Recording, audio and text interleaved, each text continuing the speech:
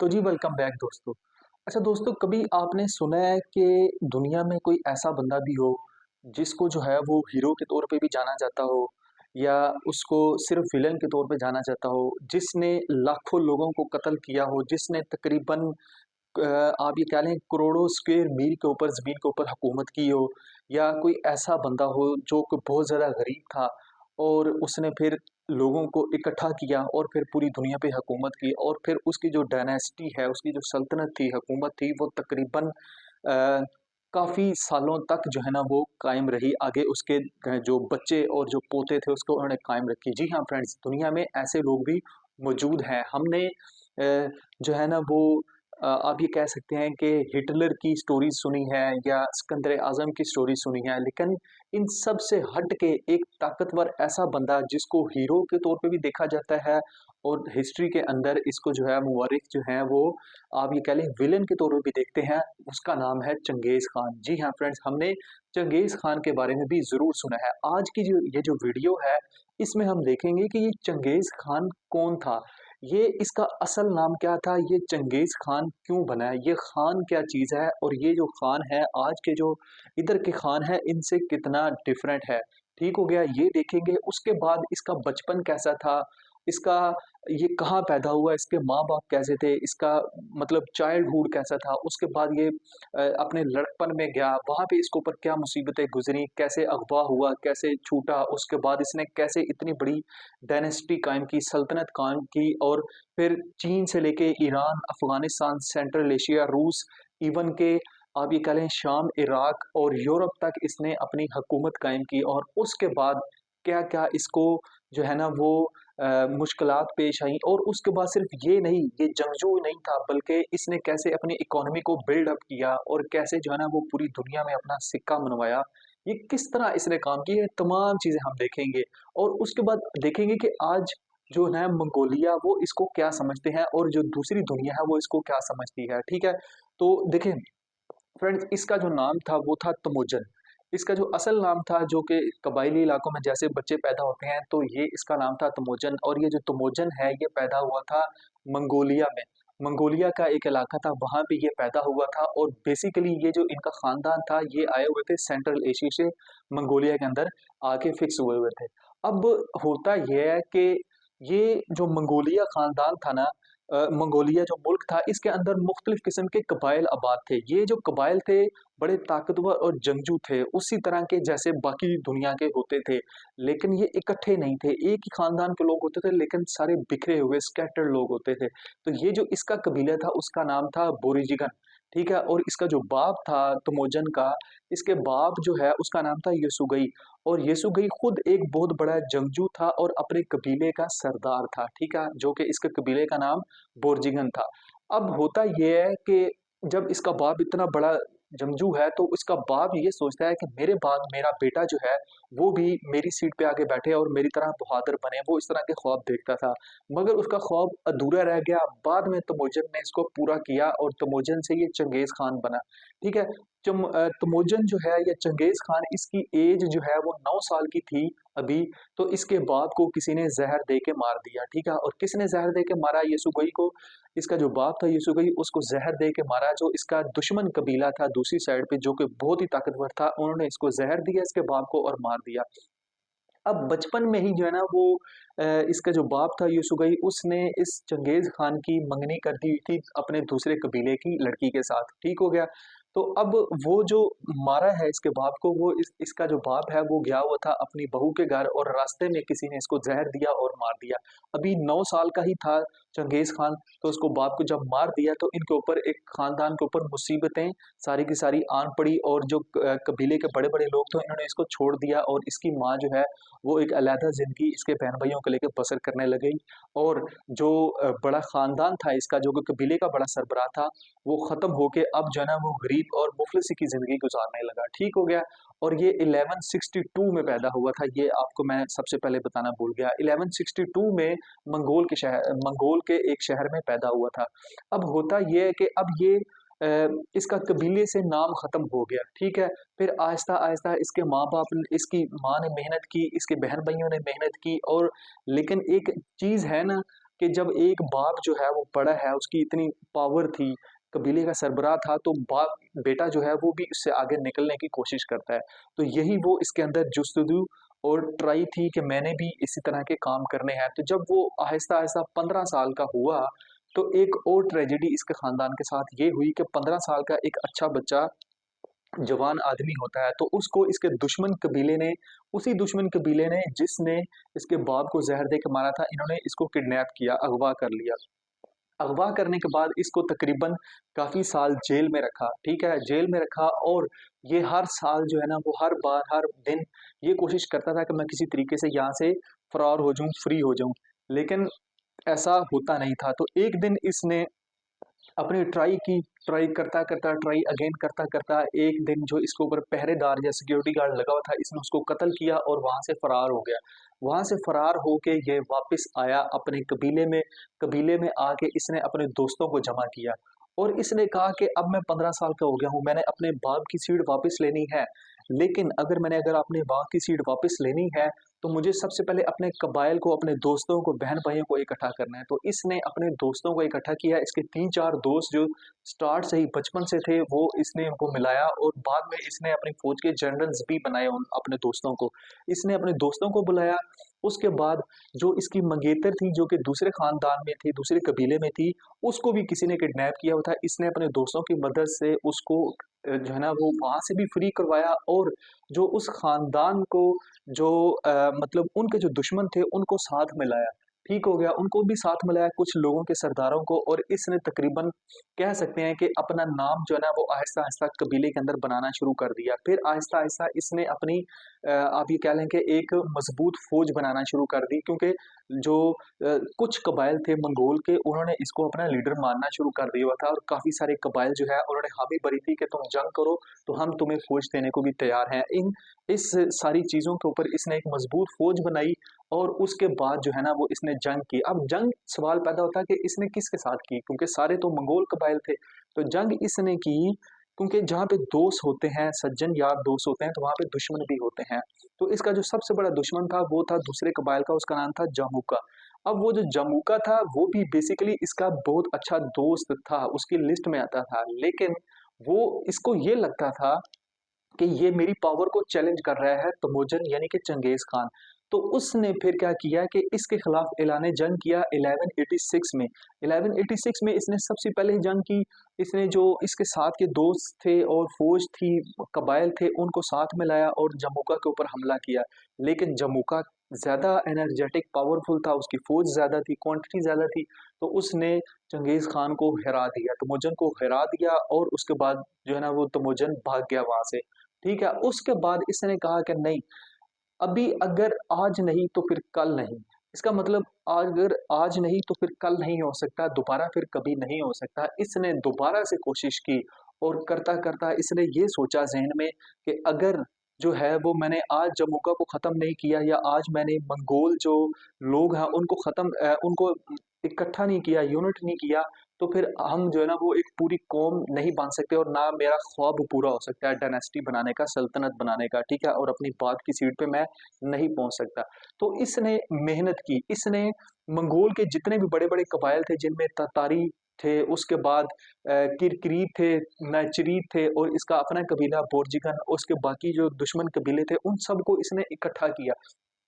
उसने इकट्ठा ऐसे किया कि बहुत सारे लोगों को जो है ना वो इकट्ठा करने के बाद अपने हाँ, नौकरियाँ दी, अपने ओहदे दिए बड़े-बड़े और वहाँ पे लोगों को इकट्ठा करके मुराद दी और कहा कि अपनी एक फ़ौज बनाई जाए और उनको ओहदा दिया जाए जो कि आप ये कह सकते हैं जो कि वफ़ादार होगा, जो कि जंगी मतलब सिपाही होगा, जो कि ताकतवर होगा और बगैर किसी ज़ात-पात के या कबीले के उनको ख़त्म किया। ये उसने 3 रूल बनाए और उस रूल के तहत जितने भी लोग थे वो इकट्ठे होने शुरू हो गए क्योंकि उसमें कई ऐसे लोग थे, कई ऐसे कबाइल थे जो कि पसमानदा और गरीब थे, तो वो भी साथ आना शुरू हो गए कि हमें भी ओहदे मिल रहे हैं।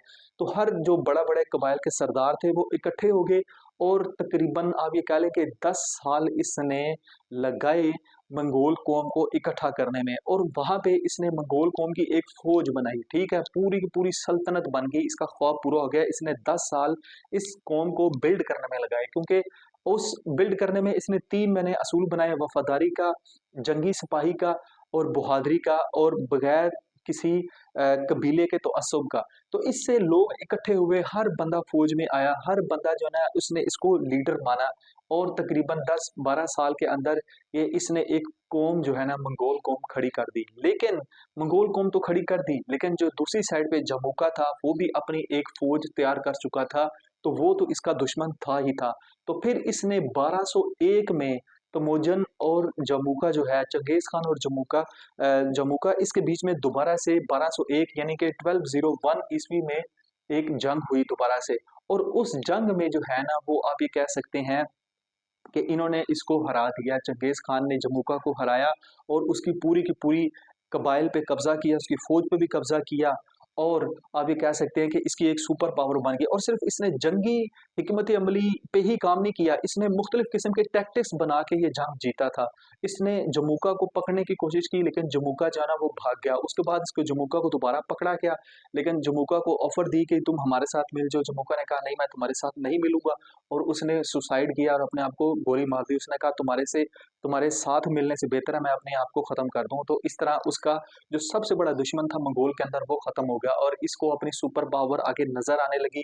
तमाम लोगों ने जश्न मनाया कि इतने साल के बाद हमने सिर्फ़ अपनी इकॉनमी को अच्छा किया, लोगों के रहन-सहन को अच्छा किया, असूल बनाए, ठीक है? और इसने अपनी सल्तनत के अंदर जो कानून बनाए उसको यसा बोलते थे। यसा मतलब हर बंदे को मज़हबी आज़ादी है यहाँ पे रहने के लिए, चाहे वो क्रिश्चियन है, मुस्लिम है, हिंदू है, बुद्ध मज़हब है, कुछ भी है। वो चर्च, मस्जिद हर चीज़ बना सकता है। कोई किसी को कोई ओहदा नहीं मिलेगा, सिफ़ारिश नहीं होगी। अगर किसी को कोई ओहदा मिलेगा तो वो आप ये कहेंगे कि सिर्फ़ और सिर्फ़ उसकी कैपेबिलिटी पे मिलेगा, मेरिट पे मिलेगा। मेरिटिज़्म उसने बनाया और बहुत सारी इस्लाहत की, जैसे इस कानून को वो यसा के नाम से जानते हैं, और आज भी मंगोलिया के अंदर ये कानून लागू होते हैं। ठीक है? ये तमाम करते-करते इसने अपना सबसे बड़ा दुश्मन भी ख़त्म किया, और अपनी मंगोल कौम और सल्तनत को इसने बिल्डअप भी किया। अब 1206 में जब इसकी मजबूत फौज बन गई, मजबूत एक मुल्क बन गया, तो फिर जो है वो जितने भी मंगोल के सरदार थे उन्होंने इसको अपना खास तौर पे मतलब ये ऑफिशियली तौर पे जो है ना वो इसको अपना लीडर मान लिया, और इसको चंगेज खान का लकब दिया। आप ये कह सकते हैं कि तमोजन से ये चंगेज खान बन गया, और तमोजन से चंगेज खान बनने का जो सफर था वो आप ये कह सकते हैं कि तकरीबन 20 से 22 सालों के बीच में हुआ। 20 से 22 सालों में इसने बहुत मेहनत की, और जो है ना वो अपनी कौम को बिल्ड किया। जब ये तमोजन से चंगेज़ खान बन गया, एक्चुअल में चंगेज़ खान ये नहीं है। चंगेज़ खान वो उर्दू में हम इसको चंगेज़ खान जो है ना वो ट्रांसलेट करते हैं, लेकिन एक्चुअल में इसका नाम है चंगिस खान, ठीक है? ये खान जो है वो सेंट्रल एशियन जो लोग हैं उनके लिए बोला जाता है, वहाँ का लक़ब है, ठीक है? खान ये वो है। उसके बाद ये जो चंगिस है इसका मतलब है बहादुर आदमी, ठीक है? तो इसका मतलब ये हुआ कि बहादुर खान, तो इसलिए इसको लक़ब दे दिया गया, और एक फंक्शन रखा उसमें ऑफिशियली तौर पे इसे रखा, और उस फंक्शन को कुरलताई फंक्शन भी बोलते हैं, अगर आप लोग गूगल में जाके इसको सर्च करें। ठीक हो गया? वहाँ पे ये तमाम चीज़ें होगी और इसको चंगेज़ खान बन गया। अब इसकी पावर में मज़ीद इज़ाफ़ा हो गया।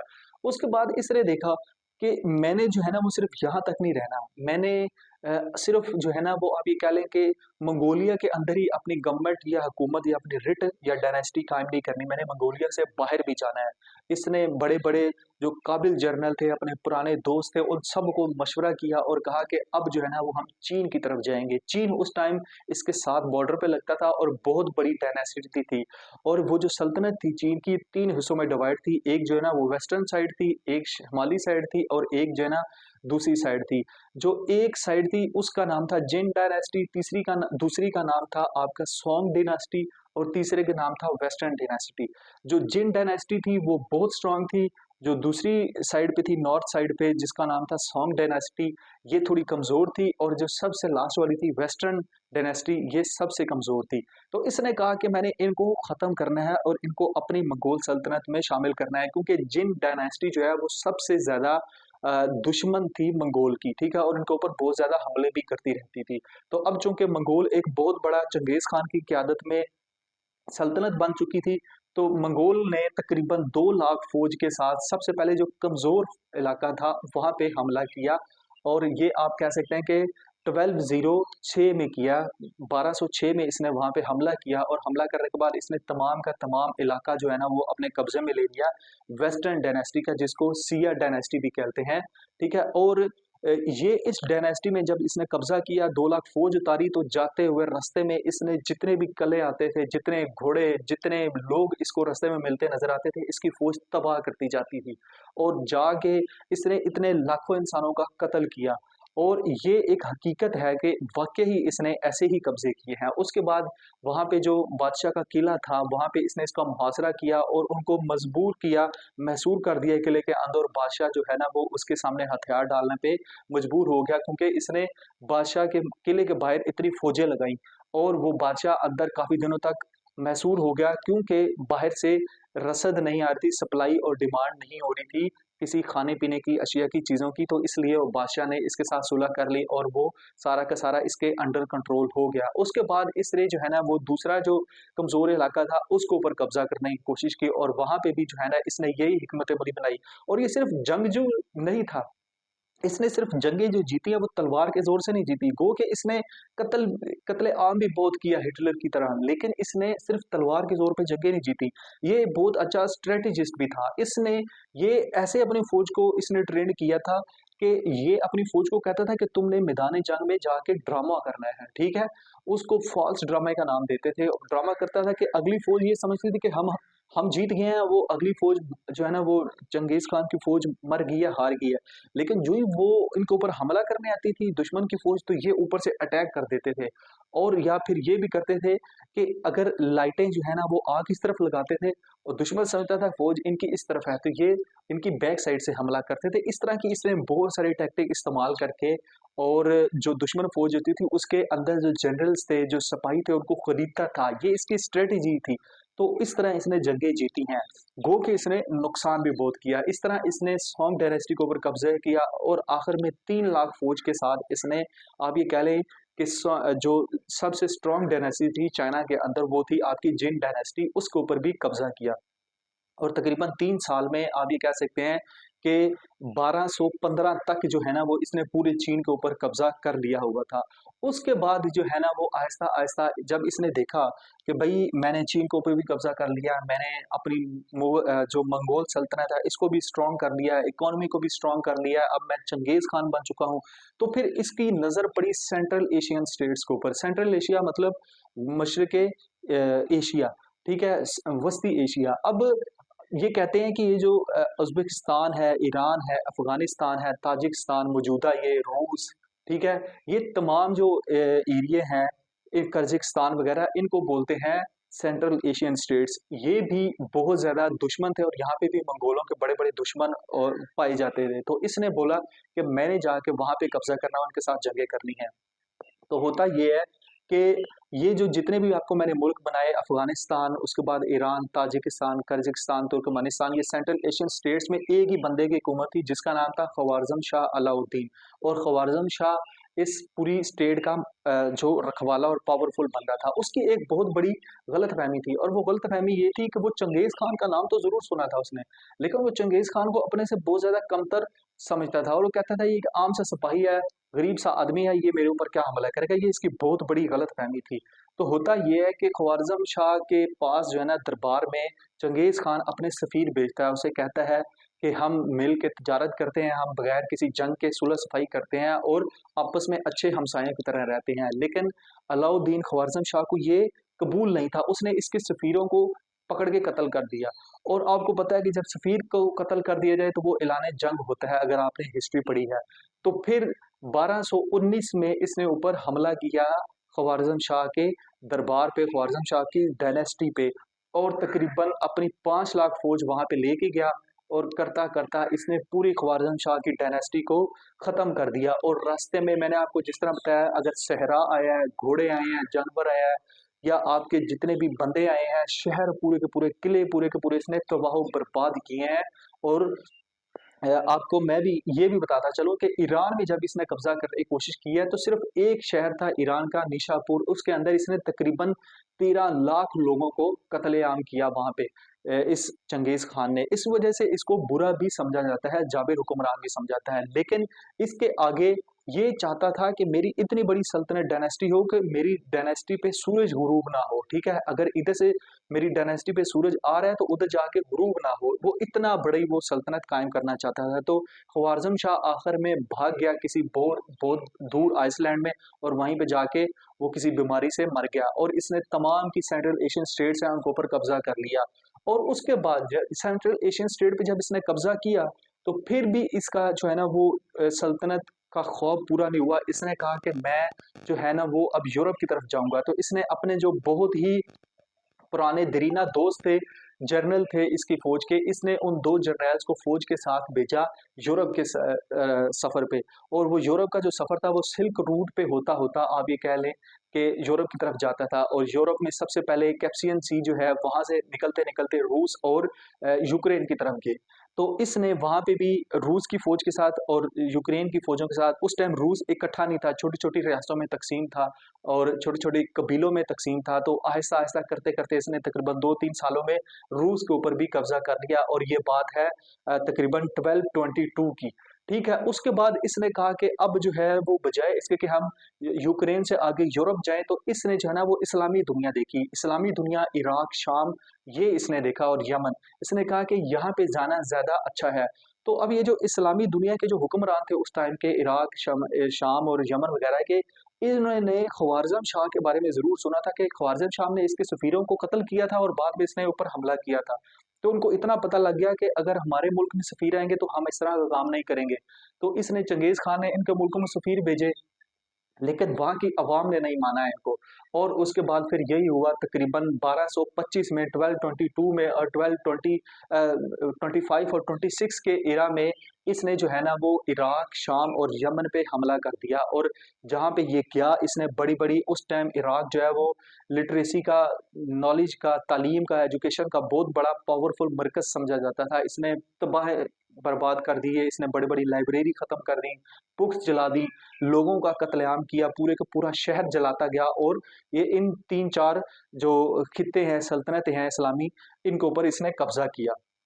अब होता ये है कि इसी दौरान एक ट्रेजेडी हो जाती है। ट्रेजेडी होती है कि अब चूँकि ये मंगोल से चलता था चंगेज़ खान, और जहाँ पे जंग होती थी वहाँ पे साथ-साथ जाता था। खुद भी अब ये जंगों में हिस्सा लेता था।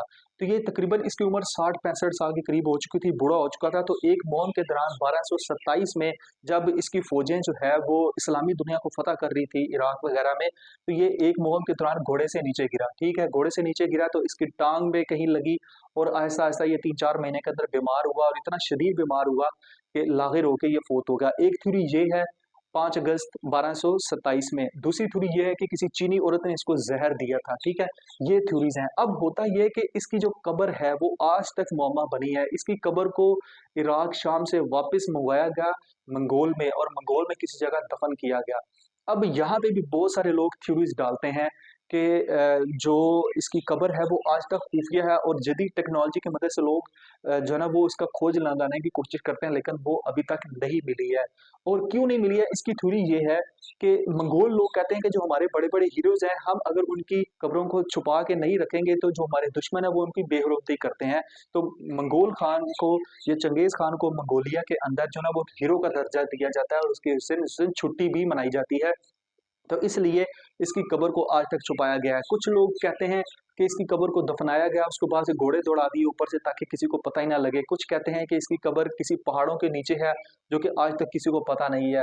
ये मुख्तलिफ थ्योरीज़ हैं सारी की सारी, जो इसकी आप ये कह सकते हैं कब्र के बारे में और फ़ौतगी के बारे में है। उसके बाद अब हम बात करते हैं कि इसकी डायनेस्टी कब तक कायम रहेगी। इसकी डायनेस्टी, आगे इसके बेटे थे हलाकू खान, आगे इसके पोते उदगान, और इसके बाद चुगताई डायनेस्टी, ये तमाम जो है ना कायम रही। लेकिन दिया हुआ सल्तनत डायनेस्टी सारी की सारी चंगेज़ खान की थी। तो आप ये कह सकते हैं कि बाद में जैसे कानून कुदरत है ना, हर जो चीज़ है उसको ज़वाल ज़रूर होता है, हर जो अरूज है उसको ज़वाल ज़रूर होता है। तो इसकी डायनेस्टी ने बहुत ज़्यादा अरूज देखा, तो ऑब्वियसली उसका डाउनफॉल भी आना था।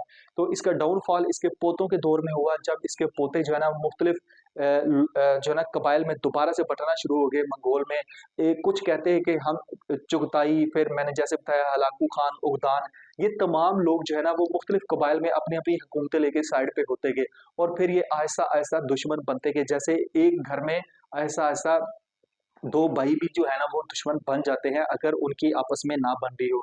तो इसी तरह वो डायनेस्टी थी, हर बंदे ने कब्ज़ा करने की कोशिश की और मुगल जो सल्तनत है उसका ज़वाल होना शुरू हो गया। सॉरी मुगल सल्तनत कह रहा हूँ जो चुगताई और ये हलाकू और उद्गान जो सल्तनत है, जो कि दी हुई थी सारी की सारी चंगेज़ खान की, इनका ज़वाल होना शुरू हो गया। अब कु बहुत सारे नज़रियात हैं लोगों के इसके चंगेज़ खान के बारे में कि चंगेज़ खान कैसा था? इसने मैंने आपको बताया इकॉनमी बिल्डअप की, अपने मंगोल जो पूरा कबाइल था, पूरे सल्तनत ये बिल्डअप की, ये जंगें कैसे जीता था, तलवार कम इस्तेमाल करता था लेकिन अपनी स्ट्रैटेजी की वजह से जंगें जीतता था, सफ़ीर भेजता था, इसने सिल्क रोड बनवाया, इसने आप ये कह लें कि लोगों लाखों लोगों को कत्ले-आम किया, सिर्फ़ ईरान के अंदर ही इसने एक शहर के अंदर 13 लाख लोगों को कत्ल किया, इराक के अंदर इसने जो है ना मुख्तलिफ़ किताबें और लोगों को कत्ल किया, जला दिया, समंदर में फेंक दिया, ये तमाम स्टोरीज़ हैं।